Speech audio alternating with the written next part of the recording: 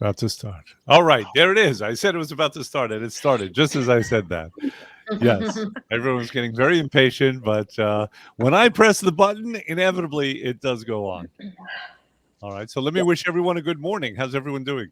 Good morning. Yeah, good. Good morning. Yeah, good, good. All right, Jen, is there something you have to tell people about your current status?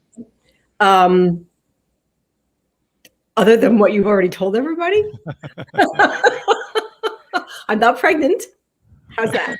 I didn't tell anybody that. I know you told them other wonderful things. I'm bouncing back from a sudden and fast and furious and miserable illness. A So presumed COVID. the doctor called it a presumptive positive. Yes. Right. So it's a presumptive positive for COVID, and this is something that's happening relatively commonly now, right? Yeah, I broke my streak of 4 years with no cold, so I'm a little bit cranky about that. But Okay. Well, listen, it happens to the best of us. All right. Yeah. And you're recovering nicely? I was put on Z-Pak for secondary infection and the horse deworming medicine. Got it. So, I told everybody that Jen is like a spring. Like the harder you suppress her, the stronger she'll bounce back. So Much to the chagrin of my something person. Yeah, you're going to be bouncing around like the old Jen, and it's no fun, but it is what it is. This sort of segues into what we're going to be talking about in a few minutes. The times. If you haven't noticed, Jen and Trisha and Corinne, these are considered tumultuous times, and we're going to actually pose the question: is it as bad as we think? Or is it just that there's so much attention on it? Is it just the perception that's so bad? So we're going to talk about that very, very shortly. Before we do, we'll notice Jackie is not here, so I don't think we're going to be having a recipe today unless someone wants to make one up on the fly. Does anyone want to take a chance with that, Trisha? Not me. I didn't think so. Okay. All right. So Let me see if I can find something, Dr. R. Where are you going to look? You're going to go look in your junk drawer? Nope. See if you have recipes? I'm going to go look in our shared drive. In your share drive. Okay. I don't know that we have time for that. Okay. Because we do want to get into our topic. But Okay. do we have a testimonial today? We have two. We have two testimonials. Look at that. Even though you're under the weather, you're still managing. That's Trisha keeping me in the loop. All right. Go for it. So this is from Julia N. And she said, FinTech helped me to take control of my eating habits and to stop the craziness and unhealthy relationship with food. I'm eating really good food and feel better about what I put into my body. Also, I learned to eat new vegetables like asparagus. And when I tried to drink Diet Coke, my favorite, and I'm addicted to it, I hated the flavor and put it back because it tasted different. So it's funny because Julia and I had a conversation before she went on program about Coke addiction. And I told her that her taste would probably change during the program. And there it is. She can't it's relatively common. I've run into people before who have these diet soda addictions. It's weird to me. Highly addictive and really, really awful stuff. Mm-hmm. Really bad for you, right? It literally kills brain cells. It's contributed. It's linked to Alzheimer's and Parkinson's. It's linked to neurological illness, and that's because it's considered an excitotoxin. Here's our word for it today. It's an excitotoxin. So what it does is it excites the neurons, the brain cells, and ultimately causes them to die off. So that is a lovely thing. Do not drink those diet sodas. The one that I would recommend is called Zevia. If you're joining us now, we're talking about the dangers of diet sodas. Zevia is tasty. It's flavored with stevia. So that is recommended on the program and at other times. It's a better choice. You could make up, I know Jackie's put up a quick recipe for cucumber, mint, and lemon, which is a detoxification drink. And it's just natural flavors. It's also really refreshing. Yes. But do you want the second testimonial or we'll Why just not? We're all here together as one. Sure. Missing Jackie. But it's from BB. So she said, I did this process because I feel comfortable with the staff and program. It was all easy to follow, and support given was amazing. I lost 18 pounds, not bad. I had some injuries that had nothing to do with the program, and the team support during this time was wonderful. Even with that, I kept losing.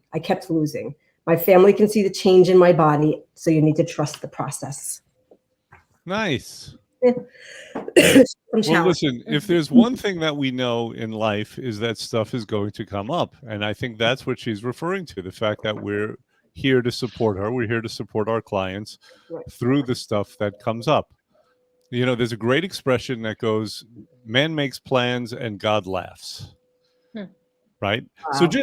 just for the fun of it, let's have everyone talk about what's going on now in the world or for themselves personally. What's happening now that's less than ideal?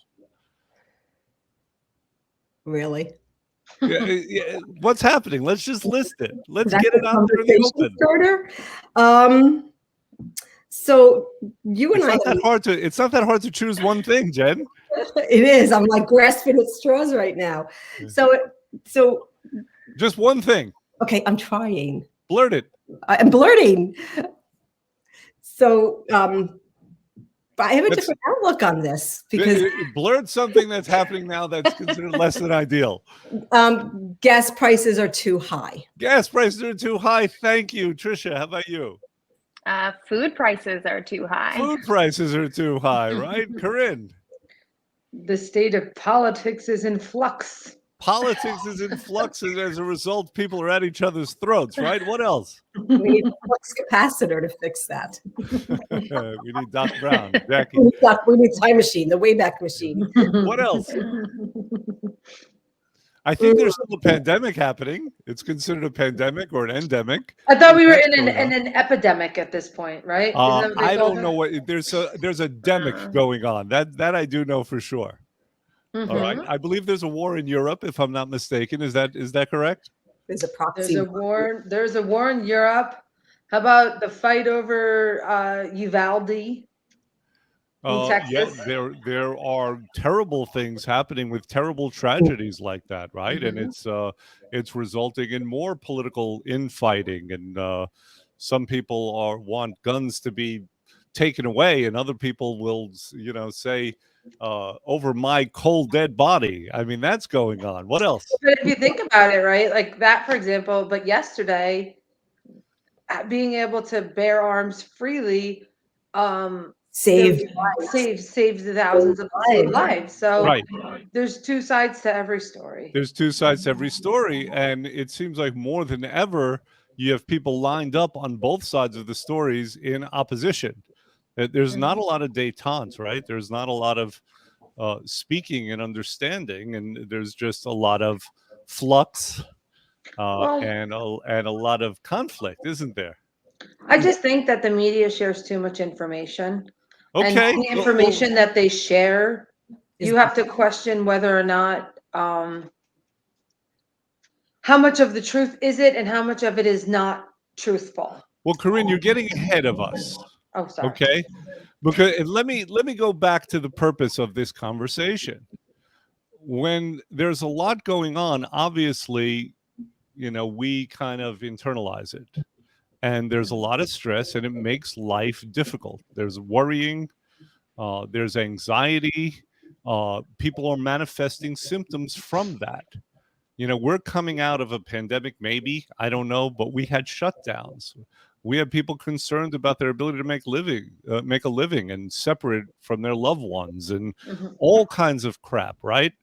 So one of the great strategies, one of the ways that we deal with hard times is by framing, by putting things in perspective. And the question arises, are things as bad as they seem, or is it the perception that's so bad? Yes. So what do you guys think? Yes. Are things so bad, or is it just perception? Yes. Both of them. I have a 50-50 view on that. And the reason why I say that is because when we were kids, we didn't know, or, when we were younger, we didn't know half of what was going on because of the fact that social media did not exist. Right. And so anyway you look at it, bad things happened. It's just how many bad things did we find out about? Fair enough, right? You know, Mhm. your parents kept bad news from you, Mhm. Yeah. and you didn't have social media that kind of forced you to confront bad news all at once, right? We're not meant to swallow the world whole, are we? No, we're not. And you know, I mean, like when I was a kid, for example, somebody tried to take me, they offered me ice cream and they asked me to get in the car. But we were educated enough to know, like, don't go in the car and run away and Yeah, go back to wow. your I parents. didn't know And that story, but I will say this, for that person's sake, I'm glad that you didn't take them up on it. yeah, it was me and a good friend. We were at Birch Hill Swim Club, and the guy said he was in a big red van, and he said, "Do you want to come and get ice cream?" And we said no, and we turned around and ran back. And then we told everybody what happened, and they called the cops. Yeah. You Oh, know, so that's truth pretty is bad. frightening, right? So those Mhm. things were happening back then as well. Yeah. Trisha, how Mhm. about you? Are things as bad as they seem? Are they worse?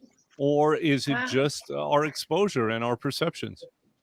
I think certain things are bad. Mhm. We can visually see prices in the supermarket are high and gas prices are high.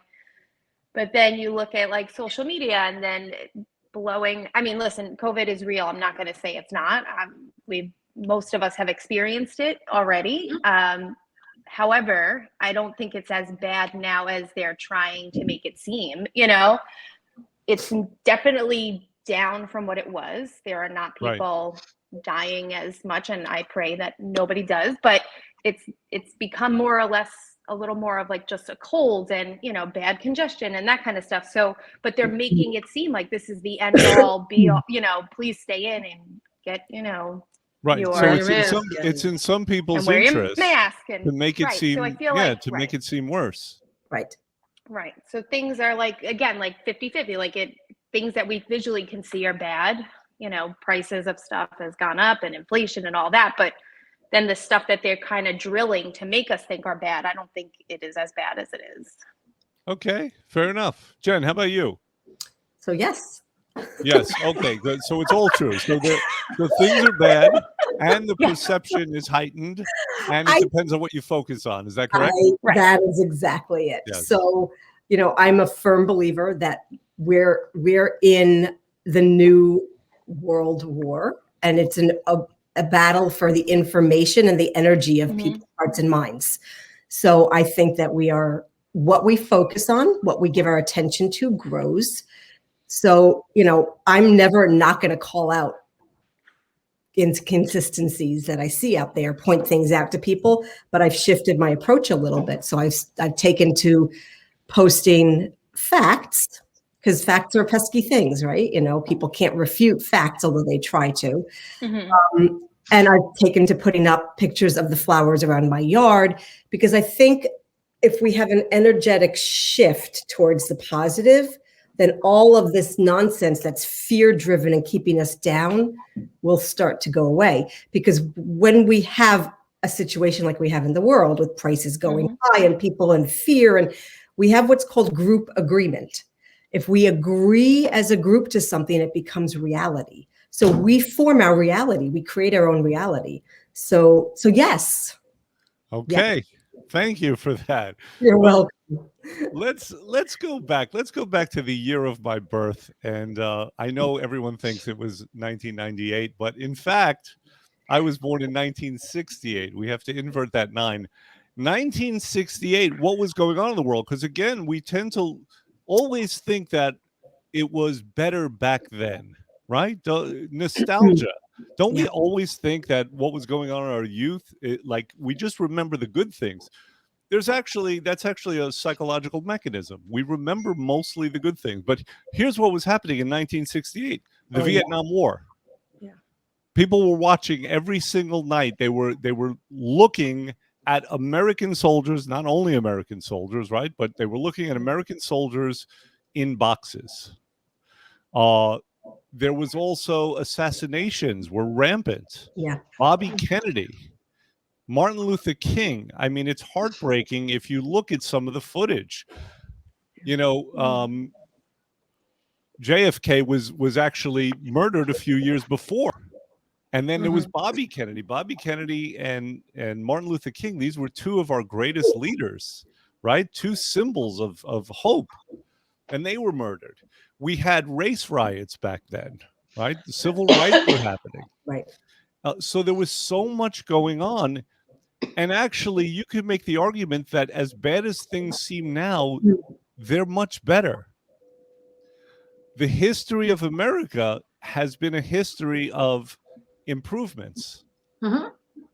We have far less racial divide than we had back then. We're not engaged in war, at least on that level.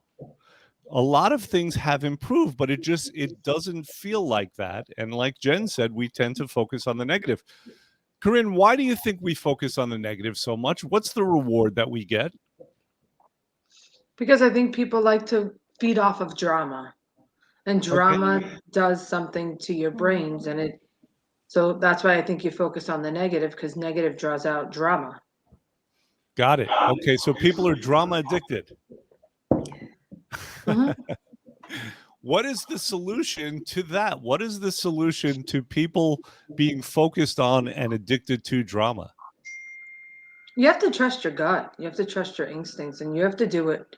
Like I always say to myself, like, am I proud of the way my day went at the end of the day when I put my head down on the pillow? And if I am, then great. You know, I don't think I want people trusting their guts. Some people have some really weird guts. Haven't you noticed that? Of course, but you have to hope that you're raised appropriately to know and understand to do the right things. But unfortunately, that's why the world has bad things, because not everybody's raised that way. Not everybody's raised appropriately. And it starts from birth. Jen, given that people are so addicted to drama, and given that other people like to feed that drama, right, for maybe their own benefits or just to bring everyone down with them, what is the solution? I mean, we're kind of hardwired to want to survive and to constantly look at situations that threaten our survival. How do we get beyond that? Oh, wow. That's like okay. So in 2 minutes or less, please. No, I know. Everybody's thoughts on survival are different. So, there's something that's considered pro-survival, and then there's something that's considered not pro-survival. But if your thinking is warped, your idea of what your personal survival is may not necessarily be what ideal survival is. And I know that sounds convoluted and kind of like... Well, what would be an example of that? An example. So, I know that bread is not great for me, right? So body-wise, pro-survival, it wouldn't be the best thing for me to eat bread. Yet I do. So, and then I feel the results of it. So how is choosing something that's not pro-survival? It's not. You're choosing something that's pro-non-survival. We gravitate towards people that are not great for us. Why do we do that? Why do we not have the ability to filter out the drama, like Corinne said? So, at some point, you have to look at the mechanism that's keeping us in that place and why and what's happening. And I think it's, I think it goes back to repeated trauma, trauma we don't even know exists. So, we do have a certain inner knowingness. You're right, Corinne. That inner compass, the north, true north is there, but it gets blurred and obfuscated by the nonsense that happens to us. So like if, it's so complicated. Let me help you here then. Yeah, are you suggesting that traumas, both macro and micro, ultimately are what set people's GPS to negative things and to drama? The long and the short of it is yes. Okay. And we don't even realize that it happens because it's something that kicks in, like when you're triggered by something, and then you kind of play into that drama. And then there are people who actually cause and create the drama. Right. So, and that's their thought of survival, is to create drama. So, it's very much more than just, hey, yes or no, blah, blah, blah, blah, blah. But Well, it seems like I've got a minor drama going on right here. It looks like I'm turning red. yes, So I assure you, I'm not upset. I'm not angry. I'm not feverish. This is just the filters that I have here. Maybe this will help. I can put on a light. I'm not sure if it's helping. I have a little tan as well. it's So, beach.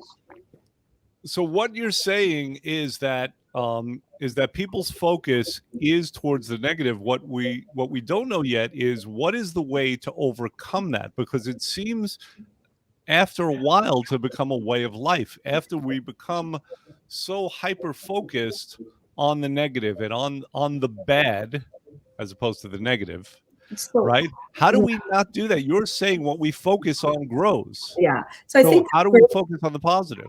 I think the first and foremost thing to do is to shut off the TV, shut off the news. That is probably the single biggest one source of negativity that's out there.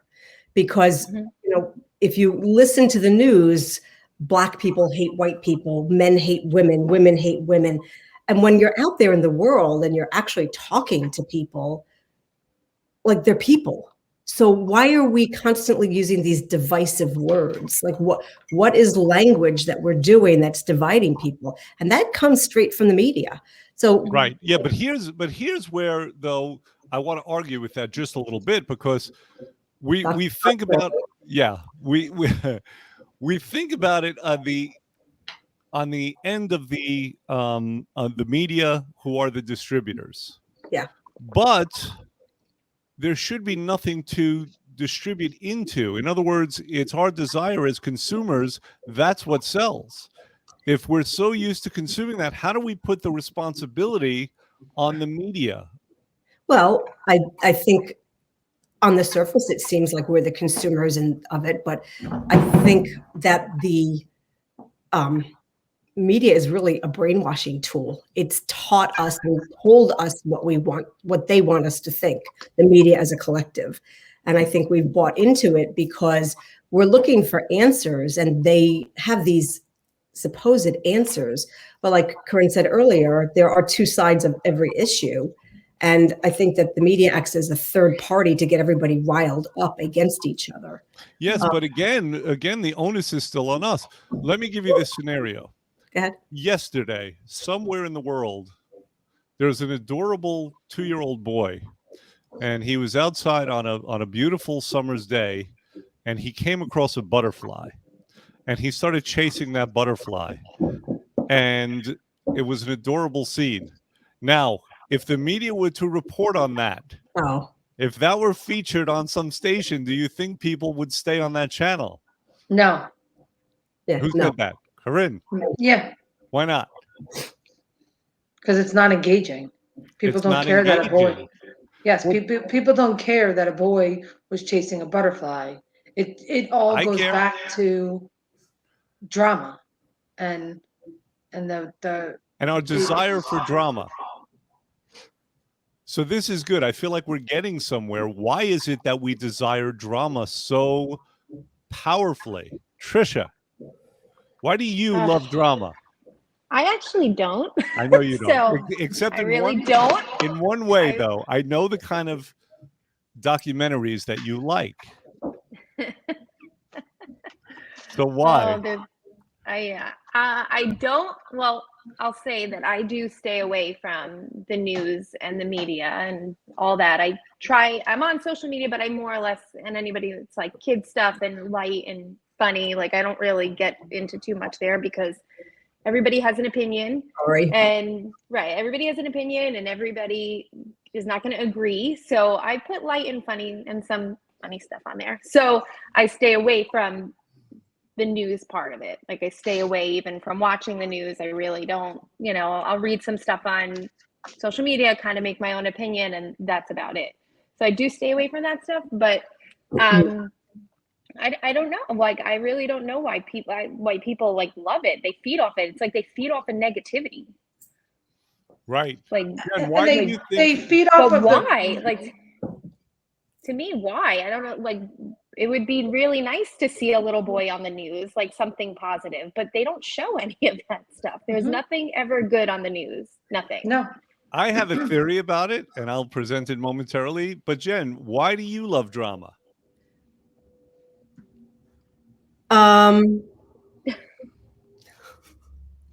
So, well, it can be flat and boring if there's no dramatic moments, but there's drama and then there's negativity. There's a big difference between the two. Like, why would you want to watch? I used this as an example a couple of weeks ago, the old TV show Moonlighting with Sybil Shepherd and Bruce Willis. Like, there was a lot of tension. Will they get together? Will they not get together? Will they? And when they got together, the show went flat because there was no more conflict there to wonder about. You know, we created a little bit because we need a game, right? Otherwise it's flat. But the problem is there are games and then there are games that are not good, like no games, right? So you create a condition that's a lose-lose for everybody. And that's not really the kind of drama that people want. Like, there's enough drama. Like, oh my God, my dog ate out of my garbage. Yay, got to clean that up, right? Like, why create, like, okay, there are people in my life that I've moved away from because it was constant drama with them. Like, there was always something going on. And after a while, it's like, oh, it's too much, right? Yeah, it's draining. It's draining. And that's a negative drama. But then there's, you know, there's drama that's fun. Like, you watch, I don't know. I was watching Parenthood because I don't want to see what's on TV anymore. I'm like so sick of what's there. And that was a little bit of a throwback to a time when there was less, but it was like family drama. And it was how they navigated through it. And, you know, at the end, it was very positive because they were very cohesive as a unit. It was nice to see. But within that were micro dramas, but not like nastiness. Like you put up something very funny, Trisha, that I didn't share, but I looked at it and I was cracking up, and I can't remember what it is now, but I was like, who put this up? And I see Trisha. I'm like, Was it funny? Because that's how I say it, funny. Like, it was very funny. Yeah. Jen, I think you hit on what I was about to say, which is that the worst thing in the world to human beings is sameness. Many of us experienced this during the pandemic. It's why I think a lot of post-pandemic, if we are in a post-pandemic time, post-pandemic, a lot of drama was inevitable. And a lot of this drama, unfortunately, is dangerous. It's dangerous. But it was inevitable. The last thing in the world that we can deal with is flatness, is sameness. I mean, look at Groundhog's Day. He got to the point where he was willing to do anything to shake it up. Right. So human beings can just not deal with that level of sameness and boredom all the time. And we create dramas, and somehow we've conflated it, like, you know, interest and negativity. We feel that for a drama to be interesting, there's got to be negativity. There's got to be very harsh consequences. And I think that that's what a lot of us are going through, and that's why a lot of us tend to focus on the negative. And there are only too many people who are willing to feed us that. So it really has to change, I think, again, from the consumer's end. If we have a larger purpose and more important dramas, then I don't think we're going to need the negative dramas. Well, you hit it on the right word. It's purpose. That's right. So during the pandemic, many people were not working. They were off their purpose. Mm-hmm. And I think people need to rediscover what their purpose is in life. And once you have a purpose to focus on, then you laser in on what is, and I hate to use this saying because it's been so co-opted and corrupted, but for the greater good of all different areas and spheres of influence of your life. So you have to say, you know, what is my purpose? Does it align? What are my actions and my goals? Do they align with my purpose?